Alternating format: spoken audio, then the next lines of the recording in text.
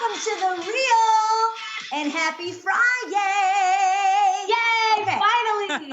It is finally Friday. We are doing it from home. It is our Friday happy hour. It's a virtual style one. And you guys, I'm about to pour myself a beautiful glass of Rosy Rosé. Here we go. Oh. Hey. Yes. Epa. Hook it up. Voila. Okay, guys, do you have something to drink as well? Yes. I couldn't wait. Yeah. So I was ready for you to pour it up, so I poured mine early. Let's do this, ladies. No, because since we've been in quarantine, they actually say that alcohol sales have been going up. I'm just putting that out there. And on Friday, there's nothing wrong with pouring yourself a little drink. I like to drink this during the day, and then I'll have some red wine at night. Nice. So let's toast to that, to wine sales going up. Cheers. Drinking Cheers. Cheers, you guys. Okay. If you're at home, I just want to tell all of you right now to go ahead and grab yourself a glass, get comfy, because it's about to go down. It is time for some girl chat. Cheers.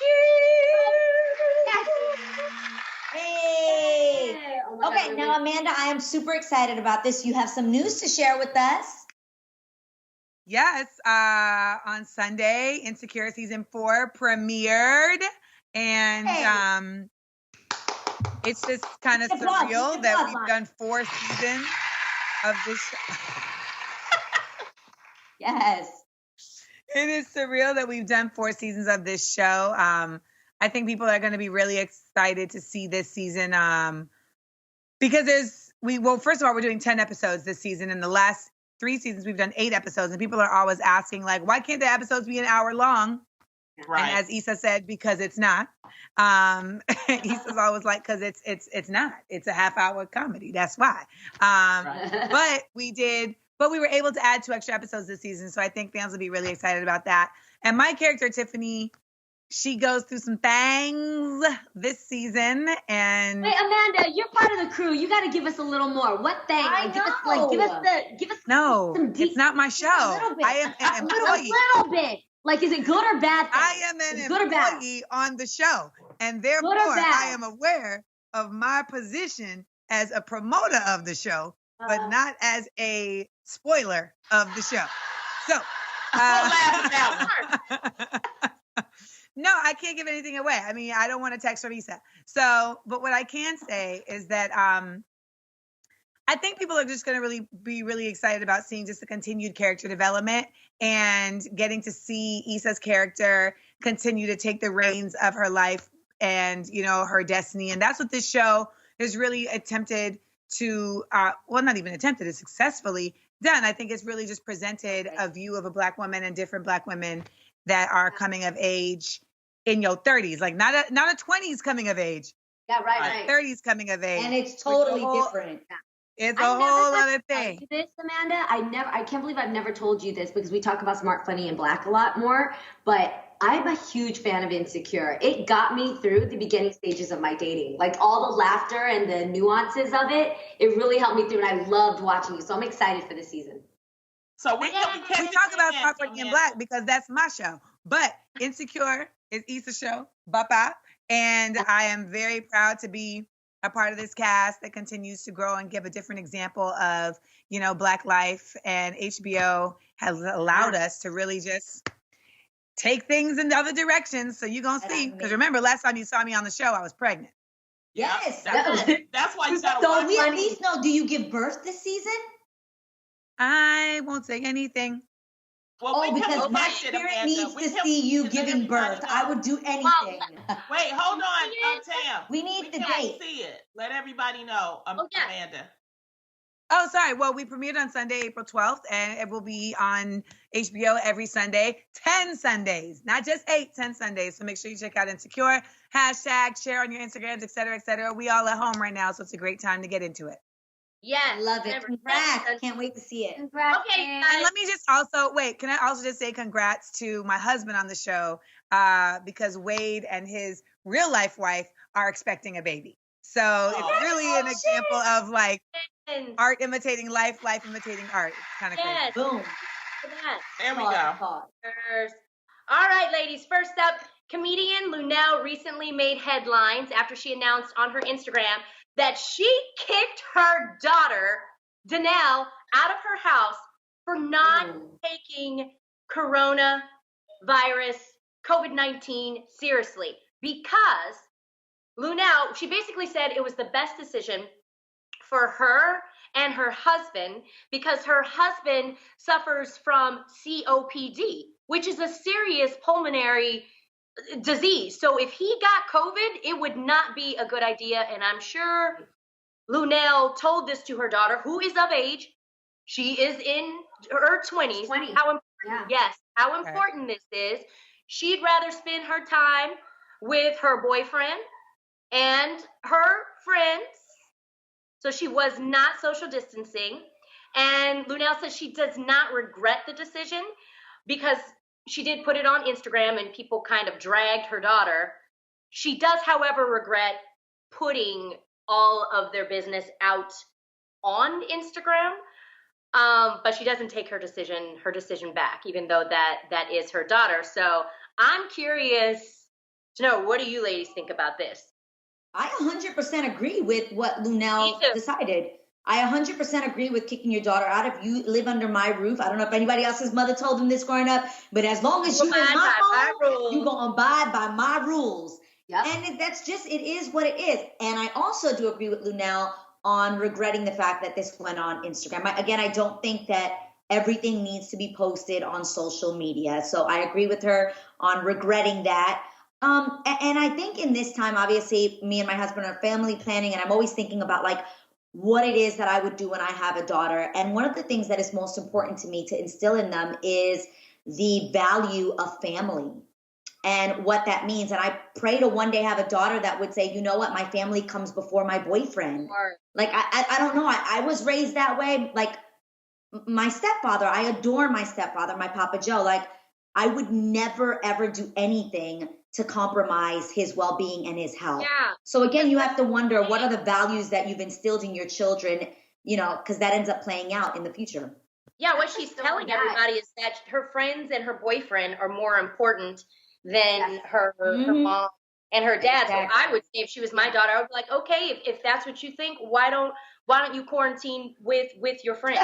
Why don't you quarantine with your, because we can't. Let them feed you during this quarantine. Let them buy the groceries. There needs to be an actual disciplinary action to teach these younger people, because to be really honest with you, 3-4 weeks ago when the quarantine happened, I got really frustrated because I think that the misconception that went out there about younger people not being able to get the virus, that is what really jacked us up and pushed this quarantine as far as it did. Spring break, Mardi Gras, the whole thing, right? We saw it. So just think about that. So we have to. So I applaud Luenell with Lonnie's applause machine to let people know like this is really what's real. Okay, you get an applause. You want an applause? Please, okay, now, thank you to you, Luenell. This is how I feel about it. It started at the beginning. First of all, when I read the story, she said that she was going over to different people's homes. So I don't know necessarily if she was actually quarantining with her, but she would go over there to see her. The issue that I have, because I understand Luenell is in her 60s, and at the time when it very first started, it did seem like it wasn't hitting the young people. So a lot of young people weren't getting it. Like you said, Tam, the spring breakers and people like that. The issue that I do have, and maybe it's a little bit deeper, is how we forget that when we post things about our family members, it's worldwide. Yep. And the type of trolling that her daughter got, because what happened was she said she called her daughter to tell her, but she was asleep, she didn't answer, and so she got emotional and she just posted it. And I think this is a lesson that we sometimes get upset, but we have to remember there are people all over the world looking at your post. Yeah. You have thousands, millions of people. And when it's talking about like your daughter, your fathers, your son, we have to remember that everybody's not thinking the way we're thinking. Yep. And so I'm glad that she, came back and said, I regret that, because her daughter shouldn't have to go through that trolling. If you wanted to post it, maybe post it on a Facebook that was private, and then that way you could get it out. But we're celebrities. I hear you, Lonnie. People are coming at you differently. I hear you. And I understand when it comes to family situations, you have to be careful of the repercussions from the public that aren't as sensitive when it comes to your family members.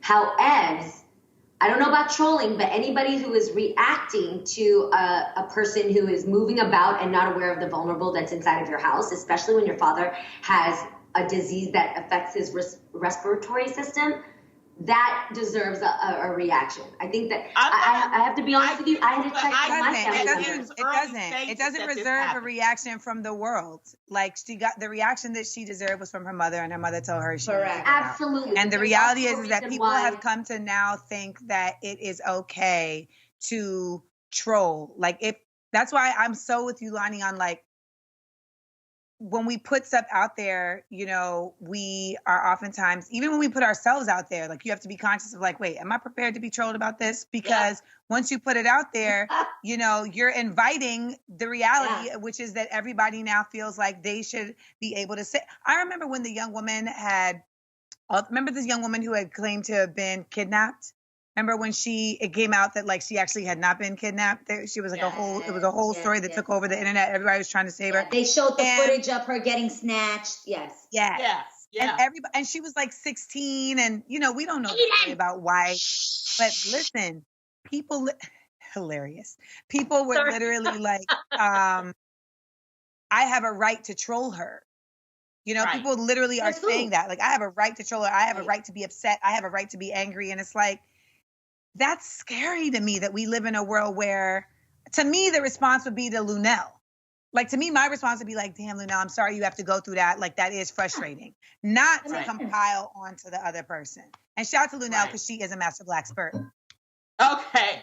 Well, moving on, according to San Francisco Boom, many are predicting that there's going to be a baby boom next year because people are having sex during the quarantine. And a lot of couples are saying that quarantine has improved and increased their sex life. And so they're expecting a lot of babies come November and December. Anybody here doing this? Well, I'm doing it, but no baby coming from me. It's either coming from Adrian, Jean. Wow, shots fired. Wow. Amanda, I don't know I don't know if you're seeing someone, and I don't know. Amanda, you having virtual sex over there? Unless there's such a thing as virtual conception. Are we gonna have this quarantine baby, Adrian? Yo, let me let you know we are hard at work to make it happen. That just sounded crazy when it came out of my mouth. But yes, you guys, I'm taking this quarantine very seriously. I've ordered pregnancy tests on on Amazon. I even got ovulation sticks. And we are hoping for a quarantine baby. I will cheers to that. Yes. But it's been awesome. I think I actually read this. Are you at all concerned about, let's say you get pregnant today, are you at all concerned about how the healthcare of that is handled in the midst of this crazy quarantine time? Yeah. So literally, trust me, I've thought all about it. You guys know I like to plan ahead and I have somewhat of a control problem. But I have absolutely thought about it. The baby's birthday would be in January of next year. And so I have already pre-planned. I know this sounds crazy, but I've even tried to read and educate myself to prepare for a home birth, a water birth in the tub, how I would possibly get a midwife, have them tested. What about prenatal vitamins? Yeah, got those. Okay. Been taking them. I'm on it. We getting our folic acid. You know what I'm saying? I've got everything I need, and I've just been reading a lot, even about what I should be eating. Obviously, having a plant-based diet, what that would be like for a pregnancy. Trust me, I have thought it out. And this is my thing. And this has really been comforting to me because someone on my live asked me, am I not afraid to bring a child into the world during these crazy times? Yeah. And obviously people know that this has been a really long journey for me. And I feel like if God allows me to get pregnant during this time, then it's in his will. That's number one. My faith is what leads me first and foremost. And then the second part is guys, people have been having babies for centuries without all the high-tech stuff that we had for years, without any, hopefully if I could have a natural birth without not having a C-section vaginally, that would be amazing. And then like that, I could maybe not do it without drugs. But again, you guys, we are not the first people to ever have babies. They've been doing this for centuries. And if our ancestors did it before us, we can pray that we can do it as well. So I'm just having faith and believing that I can make it work. I have a question. Yes. I just have a question. Since it's Friday and all, is your glass filled with some juice or some juice?